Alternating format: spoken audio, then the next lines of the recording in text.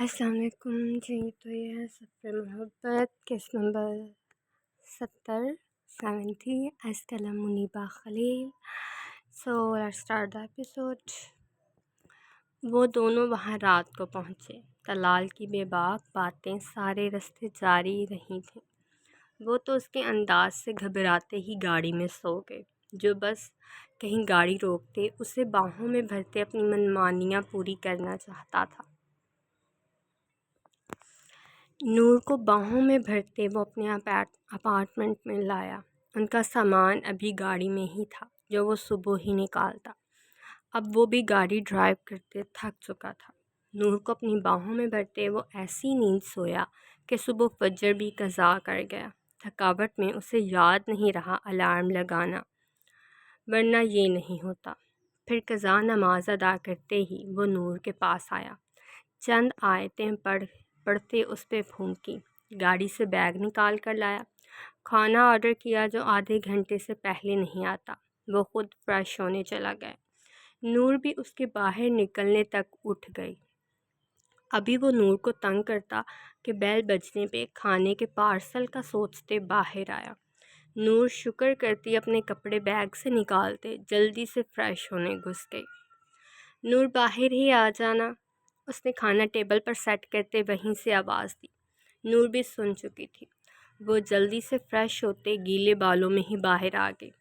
तलाल उसे खाना खाते वक्त तंग नहीं करता था, अभी भी नहीं कर रहा था, मगर बाद में इरादा रखता था। प्लीज़ अब चाय बना देना, मैं ज़रा हॉल में किसी से बात कर लूँ। नूर ने सर हिलाया। तलाल ने खाना टेबल ख़त्म कर लिया था। वो चला गया। आपकी चाय? वो कुछ देर बाद हाजिर हुई। तलाल ने चाय पकड़ते उसे भी पास ही गिराया। तुम्हारा पेपर शेड्यूल मुझे मिल चुका है। 5 सब्जेक्ट के पेपर हैं बस, उनमें भी हर एक में छुट्टियां हैं, वो भी 5। नूर ध्यान से सुन रही थी। वो नहीं जानती थी आखिर में उसकी बातें उसके होश उड़ाने वाली हैं। अब तुम्हारे पास सिर्फ पेपर्स वाला दिन और उससे पिछला दिन होगा। जो करना हुआ तैयार कर लेना।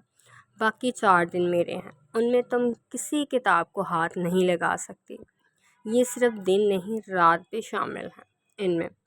नूर की आंखें फटी थीं। तलाल ने इग्नोर किया। बाकी अपने 2 दिनों में शायद तुम पेपर पहले दिन याद करो, चाहे उस दिन आराम करते, पेपर वाले दिन टेंशन लो। चाहे तो पहली तैयारी कर लो, पेपर देने के बाद आराम कर लेना। वो जैसे ऑफ़र कर रहा था। आप 500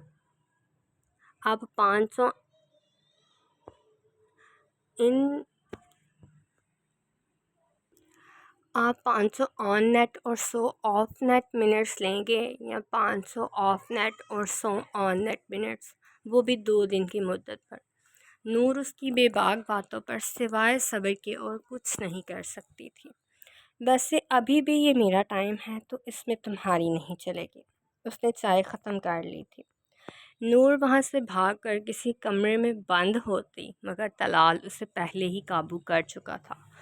तलाल, छोड़ो, बदतमीज़ बेशरम इंसान, छोड़ो मुझे, तुम्हारी नहीं सुननी एक भी। वो हाथ पांव चलाते उसके कंधे से उतरना चाह रही थी। तलाल उसे कमरे में लाते बेड पर फेंक कर ही दम लिया। वो तो पछताई थी कल उसकी मनमानियों के दरवाजे खोल कर। बेबी, ये बदतमीज़ इंसान बेशर्मी करके दिखाएगा। Just wait and watch. नूर की आंखों की इल्तिजा भी रद्द हो गई। तलाल उस पे झुकता उसकी सांसें ही कैद कर गया। फिर कब वो होंठों से गर्दन और सीने पे गए वो समझ ही नहीं सकी। अब वो सिवाय तड़पने के और कुछ नहीं कर पा रही थी। तलाल उसके कंधों से कमीज़ खिसकाते उस दिल पे जारहाना अंदाज में झुका था। वहाँ शिद्दतों से चूमते वो उसे पागल करने के दर पे था, जो वो हो भी रही थी। नूर के हाथ तलाल के बालों में उलझे हुए थे। तलाल के हाथ उसके वजूद पर रेंगते उसे बेबस कर रहे थे। वो सांसें भरने पे मजबूर थी। तलाल भी अब उसकी सुनने के मूड में नहीं था। वो अपनी मनमानियाँ करते उसे पागल करना चाहता था, जो लंबे लंबे सांस भरते सिसकियाँ लेते हो भी रही थी। مگر فی الحال وہ غور کرنے کے موڈ میں نہیں تھا۔ کمرے میں سورج کی روشنی کا ڈیرا تھا، پھر بھی ان دونوں کی بھاری ہوتی سانسوں نے الگ ہی منظر پیش کیا ہوا تھا جو ان دونوں کو بہکا رہا تھا ایک دوسرے کی قربت میں پگھلنے کے لیے۔ نور بیٹھی غصے سے پڑ رہی تھی، جلال بھی پاس ہی بیٹھا اسے فروٹس چھیل کر کھلا رہا تھا۔ اس کے پیپرز تھے مگر اس کا پڑھنے کا موڈ نہیں تھا۔ جلال کے زبردستی بٹھانے پہ وہ یوں منہ بنائے ہی بیٹھی تھی۔ ایک سیکنڈ، آپ یونیورسٹی سے ایک لڑکی کو طلال بھائی کی گاڑی میں بٹھاتے کہیں لے کر گئے تھے، میں نے خود آپ کو دیکھا تھا، صاف صاف بتائیں وہ لائبہ تو نہیں تھی؟ اسے ڈر تھا کہیں وہ چالاک لومڑی اس کے شوہر کو اس سے نہ چھین لے۔ نہیں، وہ سینئر ہے اس کی مامونہ، جلال نے آرام سے جواب دے دیا۔ اور آپ کے ساتھ کیوں تھی؟ اب جلال نے اسے ایسے دیکھا جیسے پوچھ رہا ہو خیر ہی ہے نا؟ شاعروں پر بالکل بھی یقین نہیں کرنا چاہیے، تہذیب حافظ کو بھی بہت سیدھا انسان سمجھتی تھی میں۔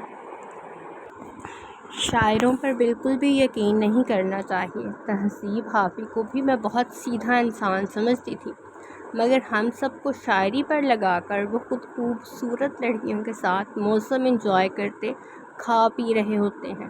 بندہ کہے ذرا اپنے محبوب کو ہی یاد کر لو، اگر اسے علم ہوا تو کیا سوچے گی؟ نور تپی ہوئی تھی۔ خیر، تہذیب حافظ کے لیے یہ جملے میں نے خود ہی کہے تھے اپنی دوست سے، مجھے یاد آ گیا تو انسٹنٹلی میں نے لکھ لیا۔ اور اگر کسی کو ان کی شاعری پسند ہو اور ان کا بہت زیادہ میری فرینڈ کی طرح بہت بڑا فین ہو اور اسے یہ جملے ناپسند لگیں تو اٹس ریئلی سوری، یہ جسٹ فار فن سے تھا کہ مذاق میں بندہ ایڈ کر دیتا ہے، ورنہ میری اپنی فرینڈ سے بھی بہت لڑائی ہو گئی تھی اس بات پر۔ سو اگر بری لگے تو ریئلی سوری، اور اگر پسند آئے تو پھر تھینک یو۔ ویسے وہ تو یہ بھی کہتے ہیں اگر ایک لڑکی کے لیے لکھتا تو صرف ایک شعر یا غزل لکھتا، کسی ایک کے لیے تو ساری شاعری نہیں کی تھی۔ جلال نے مزید اس کو تنگ کیا۔ وہ انہوں نے نہیں کہا تھا، بس کسی اور شاعر کے بول تھے جو انہوں نے وضاحت کے لیے بولے تھے کسی مشاعرے میں، مگر آپ بات مت پلٹیں۔ وہ لڑکی کون تھی؟ اس کی سوئی وہیں آٹا ہری، میری اسٹوڈنٹ ہے، بیمار ہو گئی تھی، میں اسے گھر چھوڑنے چلا گیا۔ جلال جانتا تھا وہ اب اس کے معاملے میں زیادہ حساس ہوتی جا رہی ہے۔ اگر وہ بھی اسے کسی لڑکے کے ساتھ دیکھتا تو یوں ہی وضاحت مانگتا، اب وہ مانگ رہی تھی تو بتانے میں کیا برائی؟ جلال، آپ کی 99% اسٹوڈنٹس آپ پر دل و جان سے فدا ہوتی ہیں، میں ان لڑکیوں کے ساتھ کلاس لیتی رہی ہوں، اچھے سے جانتی ہوں جس طرح وہ لڑکی مڑ مڑ کے آپ کو دیکھ رہی تھی۔ نور نے بک بند کرتے اب مزید اسے گھورنا شروع کر دیا۔ ہاں، وہ مجھے پسند کرتی ہے، مگر میں صرف اپنی بیوقوف پاگل بیوی کو پسند کرتا ہوں، اور اب مسز جلال مرزا بننے کی حیثیت بھی کسی کی نہیں۔ جلال کی بات پہ بھی اس کا گھورنا بند نہیں ہوا۔ یار، کہہ تو رہا ہوں۔ جلال نہیں جانتا تھا وہ کیا چاہتی ہے، مگر وہ یہی الفاظ شاعری کے الفاظ میں چاہتی تھی۔ الفاظ وہی رہتے تھے مگر احساسات جیسے بدل جاتے تھے۔ تم حسرت نہیں ہو، حقیقت ہو، جو ملی زندگی میں وہ دولت ہو، داستاں ختم ہونے والی ہے، تم میری آخری محبت ہو۔ جلال نے جھکتے اس کے کان میں سرگوشی کی۔ اس نے جان ایلیا کا یہ شعر سنا تھا، بس اس نے الفاظ آگے پیچھے کر دیے تھے۔ انہوں نے کچھ یوں لکھا تھا، تم حقیقت نہیں ہو، حسرت ہو، جو ملے خواب میں وہ دولت ہو، داستاں ختم ہونے والی ہے، تم میری آخری محبت ہو۔ وہ اسے کبھی خواب اور حسرت سے تشبیہ نہیں دے سکتا تھا، وہی تو اس کی زندگی کی سب سے بڑی حقیقت تھی، جو اس کی زندگی میں بہار کی وجہ تھی۔ اب میرا انعام بھی تو بنتا ہے۔ وہ جلال کے انداز سے ڈری۔ وہ تب تک اسے بیڈ پہ ڈالتے اس کے ہونٹوں کو چومنے شروع کر چکا تھا۔ وہ اس کی سانسیں نہیں قید کر رہا تھا، بس ان کی نرمی محسوس کر رہا تھا، جو نرم و ملائم تھے، بغیر کسی لپسٹک کے بھی خوبصورت تھے اور اسے نشیلا بنا سکتے تھے۔ جلال نے کتابیں اٹھا کر دور صوفے پر پھینک دی۔ اس پہ سایہ کرتے وہ مزید بہکنے لگا۔ مگر شاید آج نورے کی قسمت میں بچ جانا ہی لکھا تھا۔ وہ اس کی گردن میں جھکا نرمی سے وہاں کاٹتے مزید نیچے جا رہا تھا جب ظہر کی اذان سنتے رک گیا۔ نورے کی جان میں جان آئی، وہ لمبے سانس لیتے یوں ہی پڑی رہی۔ جلال نے نیچے گرا اس کا دوپٹہ اٹھا کر اس کے سر پہ دیا۔ وہ اسے گھور رہی تھی جو اس کی خدمت کرتے کرتے اپنے لیے خدمات لینے پر آ گیا تھا۔ بچ گئی ہو، میں ذرا نماز ادا کر لوں، پھر تمہیں دیکھتا ہوں۔ نور کی گال چومتے وہ باہر کی طرف بڑھ گیا۔ نورے یوں ہی پڑی رہی۔ اب پریگننسی کے بعد اس کی سانسیں زیادہ پھولنے لگی تھی۔ وجہ وہ نہیں جانتی تھی، مگر اس کی جان ضرور جلال کے شکنجے میں آتے ہی پھڑپھڑانے لگتی تھی۔ درخشاں خوشی سے پیکنگ کر رہی تھی۔ وہ دونوں تھوڑی دیر تک دبئی کے لیے فلائی کرنے والے تھے۔ حمیدہ تو ابھی بھی اس کے جانے کے خلاف حق میں نہیں تھی، مگر جعفر کے ضد کرنے پر مان گئی۔ ان سب کی دعاؤں اور ہدایت سنتے وہ جانے کے لیے نکلی۔ اس کا بیگ جعفر کے پاس تھا۔ اس نے بس اپنی فل پیک بیٹی اٹھائی ہوئی تھی جو مست سی سو رہی تھی۔ جعفر یہ کیا کروا لائے ہیں، بالکل بھی اچھی نہیں لگ رہی کلین شیو میں۔ درخشاں گاڑی کے نکلتے ہی شکوہ کیا۔ باقی سب تو اس کے بغیر داڑھی مونچھ کے دیکھ شوق میں تھے، مگر کسی نے کچھ نہیں کہا۔ درخشاں بھی پھر خاموش ہی رہی۔ اب اکیلے میں تو اسے سنانا ہی تھا۔ کچھ نہیں، بس یار شوق ہو رہا تھا اسی لیے۔ وہ پہلے کلین شیو میں ہی رہتا تھا، یہ تو اب 2 سال سے اس نے مونچھی داڑھی رکھنا شروع کر دی۔ پھر ایسا شروع کیا کبھی وہ خود کی کلین شیو کروا ہی نہیں سکا، اب وہ بھی کروا لی۔ درخشاں کڑوا سا منہ بنایا۔ جعفر نے اسے گھورا۔ وہ کہتے باہر دیکھنے لگی۔ جعفر نے غصے سے گاڑی سڑک کے کنارے روکی۔ کیا مسئلہ ہے، اتنا برا منہ کیوں بنا رہی ہو؟ میں تو ایسا نہیں کرتا جب تم اپنی مونچھیں نکلوا کر آتی ہو۔ درخشاں کا منہ کھل گیا شرم سے۔ وہ اس کے اپر لپس کو مونچھیں کہہ رہا تھا۔ درخشاں اسے گھورتے سامنے پڑی چیزیں اٹھا کر اسے مارنے شروع کر دی۔ آپ بہت برے ہیں، مجھے آپ سے بات نہیں کرنی۔ درخشاں تو اس کی بات سے ڈوب مرنے والی ہو گئی تھی۔ وہ واقعی اپر لپس کرواتی تھی، اس کے لیے ہر دوسرے ہفتے پارلر سے ہو کر آتی، مگر اسے امید نہیں تھی جعفر اس کی اس بات کو یوں اپنی مونچھوں سے جوڑے گا۔ یہ تو سراسر ناانصافی ہے۔ اپنی دفعہ کیسے مذاق بنا رہی تھی منہ بنا کر، میں نے کچھ کہا ہے تو برداشت نہیں ہو رہا، وہ بڑبڑایا۔ درخشاں مزید منہ موڑ گئی۔ اگر اسے دنیا گھومنے کا شوق نہ ہوتا تو وہ کبھی اس کے ساتھ اب اس گاڑی میں سفر نہیں کرتی، جو کہ سراسر سچ ہی تھا۔ ویسے جعفر نے ہونٹ کھولے ہی تھے جب وہ بول اٹھی۔ اب مجھے آپ کی کوئی بات نہیں سننی، میں بہت مصروف ہوں، مجھے کچھ مت بتائیں۔ جعفر کندھے اچکا گیا۔ اب جب اسے جھٹکا ملتا تو پھر سب سے زیادہ شور اسی نے ڈالنا تھا۔ گاڑی روکتے وہ اندر کی طرف بڑھے۔ وہ چیکنگ کے لیے اسے لیتے غلط کاؤنٹر پر آ گیا تھا شاید، یہ درخشاں کا خیال تھا۔ جعفر یہ کاؤنٹر نہیں ہے دبئی جانے والی چیکنگ کا۔ درخشاں اس کا کندھا تھامتے اسے کچھ جھکاتے کہا۔ میری پیاری بیوی، ہم وہاں جا بھی نہیں رہے، میں تمہیں ترکی لے کر جا رہا ہوں۔ درخشاں کی آنکھیں پھٹی۔ یہ تو صرف وہ جانتی تھی اسے ترکی جانے کا شوق ہے، پھر جعفر کو کیسے علم ہوا؟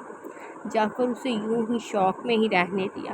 اسے ساتھ لیتے چیکنگ کروا کر وہ پلین میں جا بیٹھے۔ مسز جعفر اجمل شوق میں سے نکل آئے۔ ہم آپ کے خوابوں کے شہر میں جا رہے ہیں، جہاں آپ کے پسندیدہ کریکٹر براق رہتے ہیں۔ جعفر نے اس کے کان میں جھکتے سرگوشی کی۔ فجر ابھی بھی سو رہی تھی۔ جعفر ابھی اسے دیکھ ہی رہا تھا جب وہ خوشی سے جھکتے اس کی گال چوم گئی۔ تھینک یو سو مچ جعفر، آپ کو معلوم نہیں مجھے وہ کتنا پسند ہے۔ وہ اپنی فیمیل لیڈ کے ساتھ اتنے پیار سے پیش آتا ہے، ان کا اتنا خیال کرتا ہے، آئی جسٹ لو اٹ۔ جعفر مسکراتے اسے دیکھ رہا تھا، جو زیادہ ہی پرجوش ہو چکی تھی۔ وہ جانتا تھا اسے وہ صرف ایک کردار کے طور پر پسند کرتی ہے۔ اگر 10 دفعہ بھی اسے اپنا شوہر چننے کا موقع ملتا تو وہ جعفر ہی چنتی۔ وہ اس پر اس قدر یقین رکھتا تھا، یہ یقین بھی اس نے کرنے پر مجبور کیا تھا۔ جب وہ کسی انسان کو اس قدر ضروری نہیں لیتی تھی کہ اسے اپنی زندگی میں لانا چاہے، تو وہ کیوں اس کو مزید یاد کرتے اپنا خون جلاتا؟ ویسے میں نے دیکھا تھا اس کے تو بچے بھی ہیں، ہماری فجر سے بڑے بچے۔ جعفر نے جیسے اسے بابر کروایا تھا۔ جعفر وہ اپنے بچوں کے بڑے ہونے کے باوجود بھی ینگ ہی لگتا ہے۔ آپ بھی روز ایکسرسائز کیا کریں۔ میں چاہتی ہوں میرا شوہر بھی ینگ دکھے، کوئی یقین ہی نہ کرے آپ کے بچے ہیں، وہ بھی بڑے بڑے۔ وہ پرجوش سی بتا رہی تھی۔ جعفر اس کی باتیں سنتے گہرا مسکرایا۔ وہ لڑکی اس کے پیچھے اس قدر پاگل تھی، وہ سوچ بھی نہیں سکتا تھا۔ وہ ہر کردار کو جعفر سمجھ کر انجوائے کرتی تھی۔ اسے پسند کرنے کی ایک وجہ اس کا وہ سٹائل تھا جو جعفر نے بنوایا تھا۔ جعفر کو بھی وہ اچھا لگتا تھا، بس اسی کے چلتے اس نے داڑھی اور مونچھیں رکھوائی تھیں۔ جب جعفر کو وہ پسند تھا تو درخشاں پر تو فرض ہو گیا اس کردار کو پسند کرنا۔ جعفر اس قدر نہیں تھا جتنا درخشاں پاگل ہو چکی تھی۔ وہ مسکراتے اس کی باتیں سن رہا تھا، جو خوشی سے اسے سب بتاتی آس پاس کو بھول چکی تھی۔ طلال کے چہرے پہ مسکراہٹ تھی، نور اسے گھور رہی تھی۔ وہ دونوں گاڑی میں بیٹھے جلال کی طرف اس سے ملنے جا رہے تھے۔ طلال نور کو تیار دیکھ بہک گیا، پھر اس کی منمانیاں برداشت کرتے نور بہت تڑپی، مگر اس نے ایک بھی نہیں سنی۔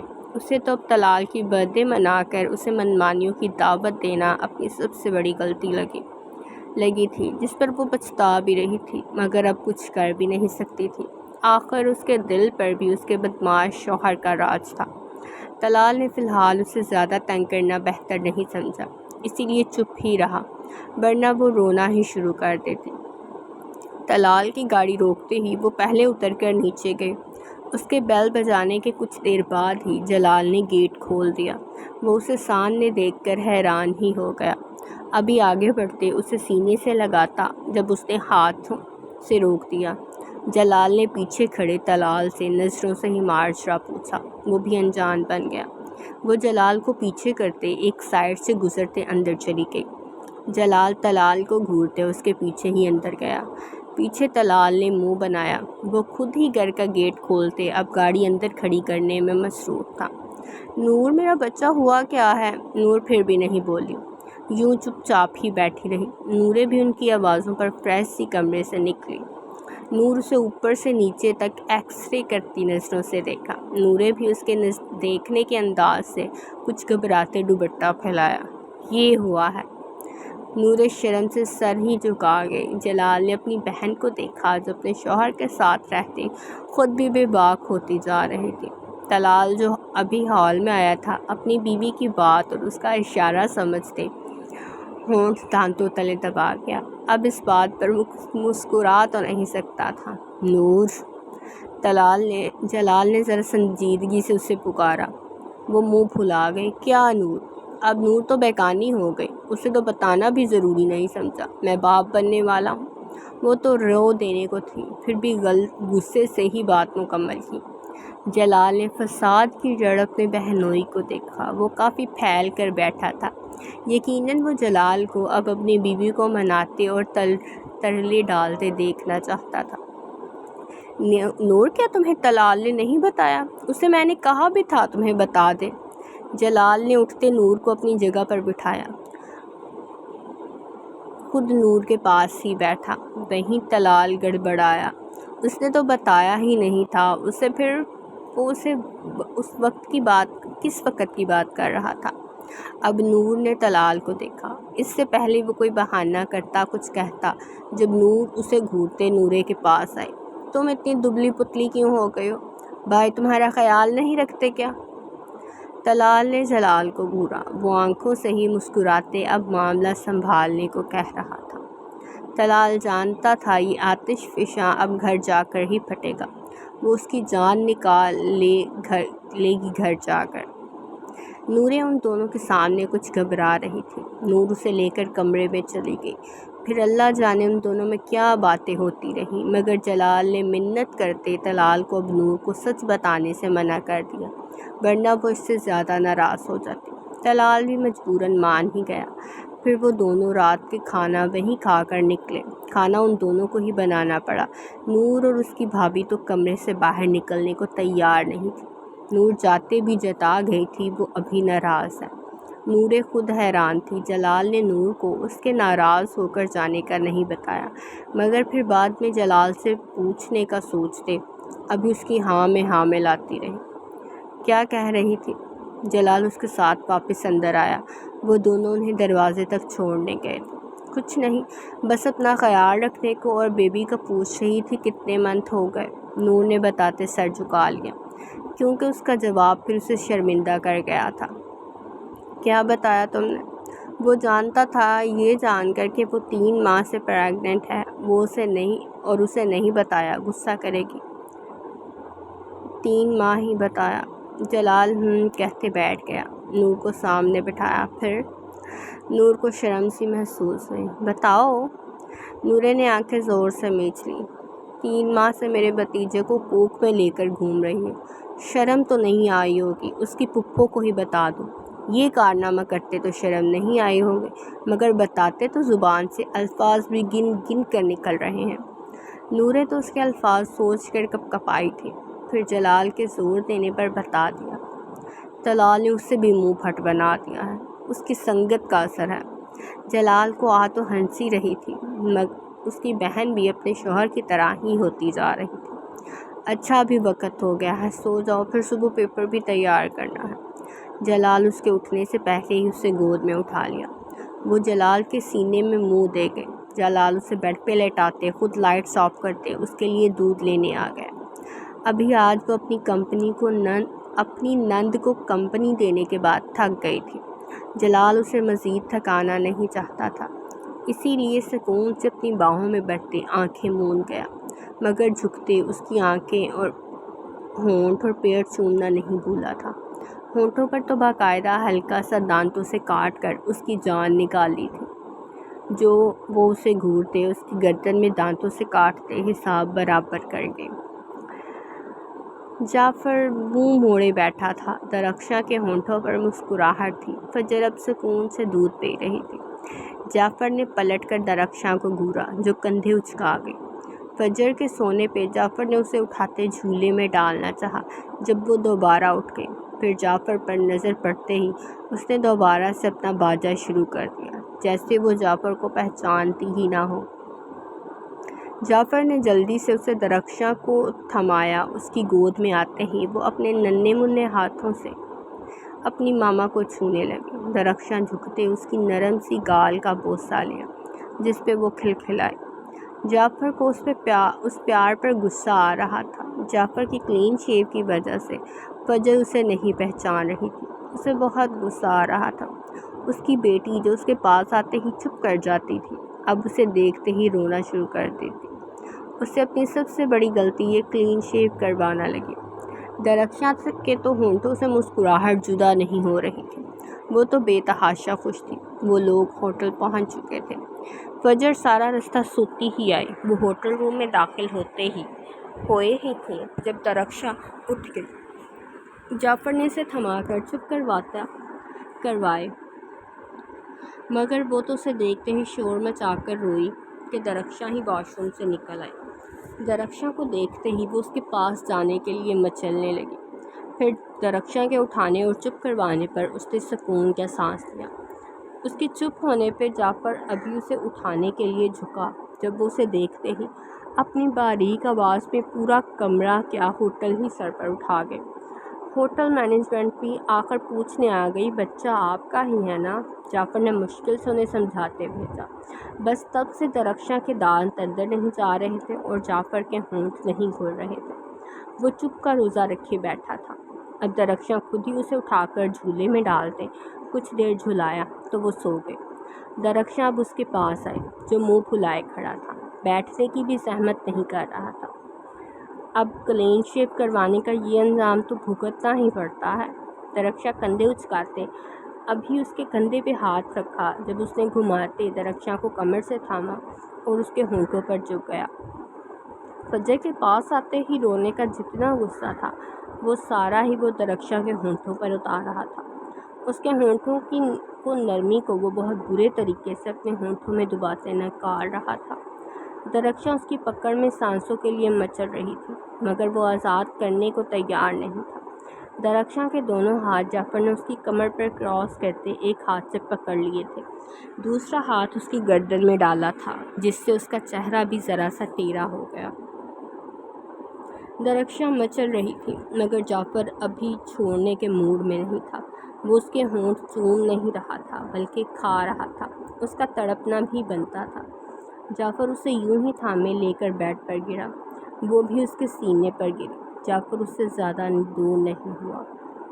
اس کا کراہنا بھی جعفر کے ہونٹوں میں دم توڑ گیا۔ اس نے کروٹ بدلتے درخشاں کو بیڈ پہ کیا، خود اس کے اوپر ہو گیا۔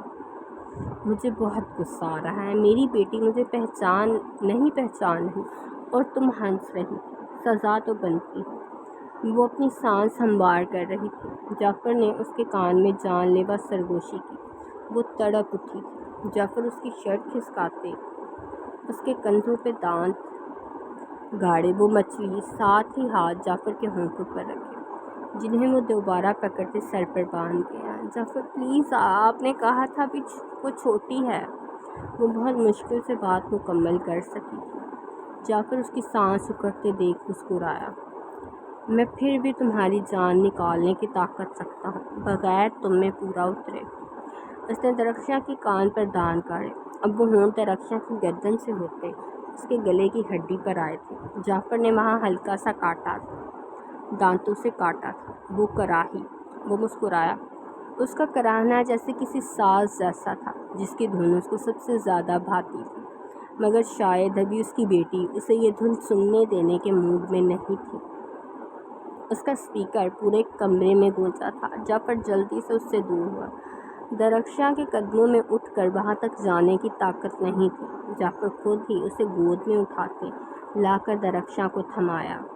جو باجا جعفر کے اٹھانے پر زیادہ ہوا تھا، وہیں درخشاں کے جھکاتے چپ کروانے پر تھم گیا۔ جعفر اس کے لیے کھانا آرڈر کرنے لگا۔ اس دفعہ اس کی پسند کا خاص خیال رکھا تھا۔ جعفر اب فریش ہونے چلا گیا۔ درخشاں نے شکر کیا، ورنہ وہ آج اس کی جان نکال دیتا۔ قصور اس کا اپنا تھا، مگر وہ غصہ اس پر ہو رہا تھا، نہ جانے کس بنا پر۔ درخشاں کو اب جعفر پر غصہ آ رہا تھا، مگر وہ اپنا غصہ اس پر اتار کر اپنی جان مزید مشکل میں نہیں ڈال سکتی تھی، اسی لیے یہ غصہ دبانا ہی بہتر تھا۔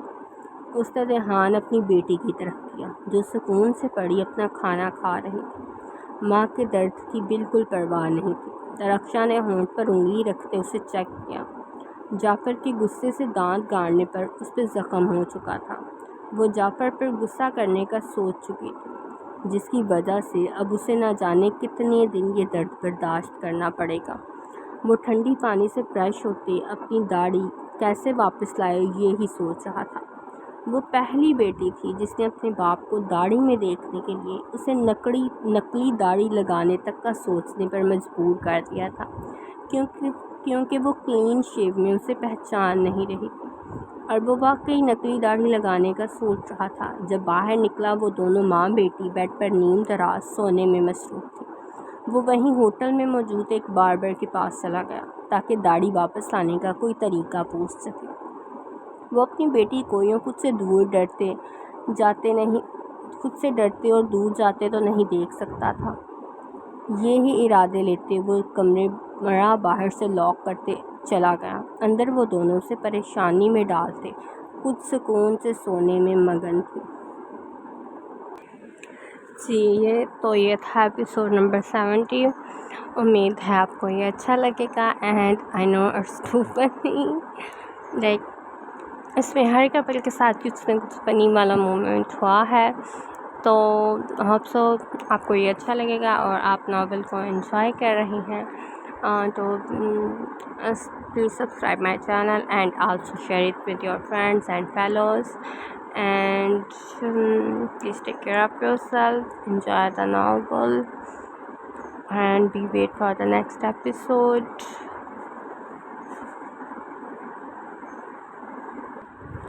اور آج میں نے پروف ریڈنگ نہیں کی تو اس وجہ سے کافی مسٹیکس ہیں، تو ان کو اگنور کریں اور ناول کا مزہ لیں